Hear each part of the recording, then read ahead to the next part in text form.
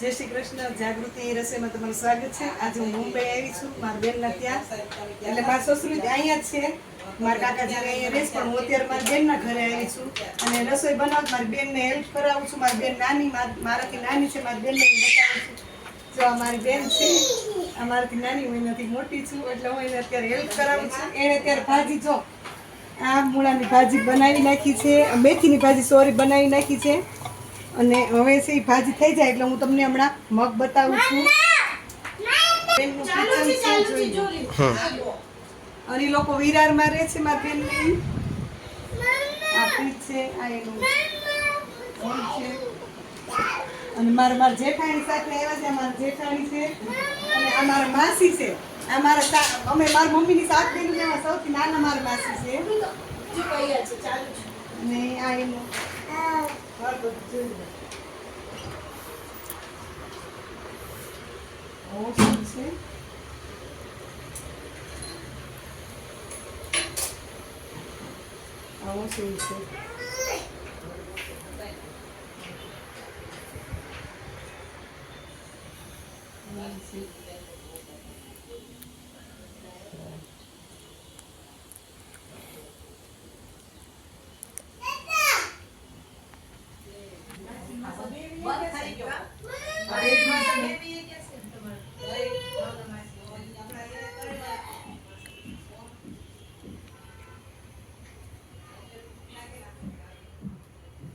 બાર gallery છે.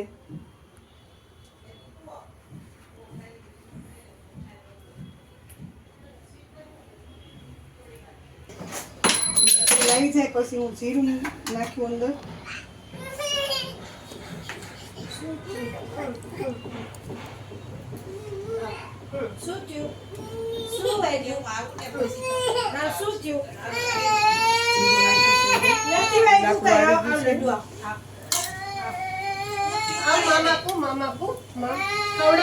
ખવડાવવાનું છે.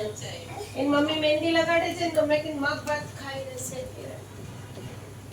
તો મેં કીધું મગ જરા ખાલી થોડુંક કરીને એટલે બંધ.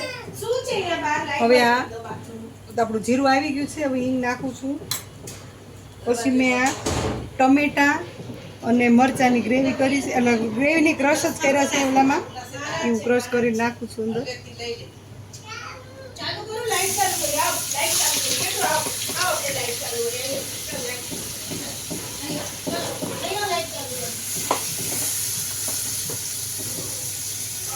મને લઈ લે તું.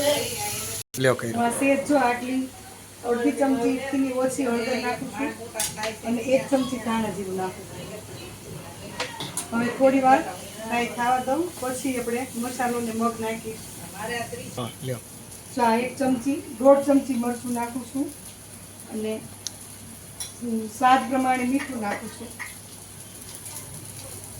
આ સિંધાલું મીઠું સ્વાદ પ્રમાણે નાખું છું.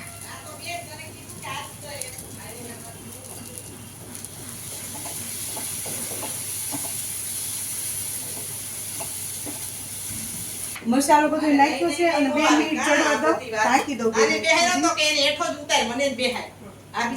જો આપણી આ ભાજી તૈયાર છે.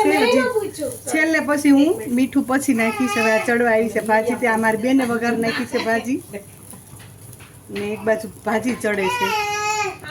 હવે આપણે આમાં મગ નાખી દો. બીજું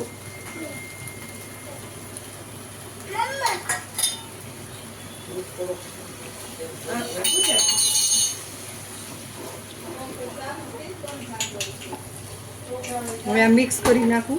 આપણે મસાલો બધો બટન છે આગળ આગળ થાય.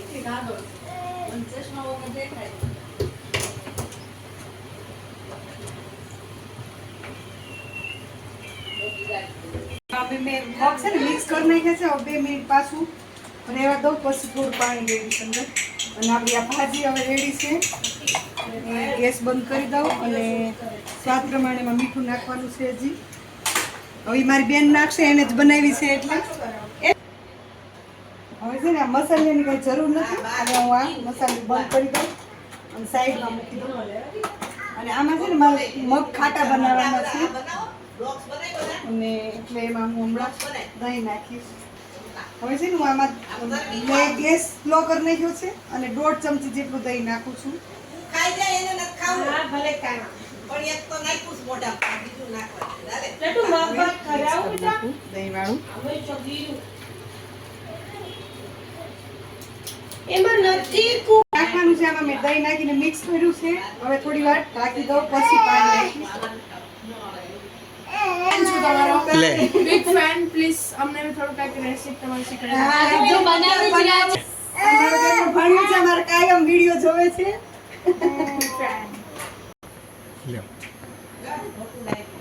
હાલો હવે છે ને આપણે આમાં આવું ગરમ પાણી રેડું છું. અડધો ગ્લાસ રેડી દઈશ. ગોઠવાઈ જશે આમાં. પાણી પડી. આ તો ટેસ્ટ આ મીઠી ખાય તો ઘોડું છે.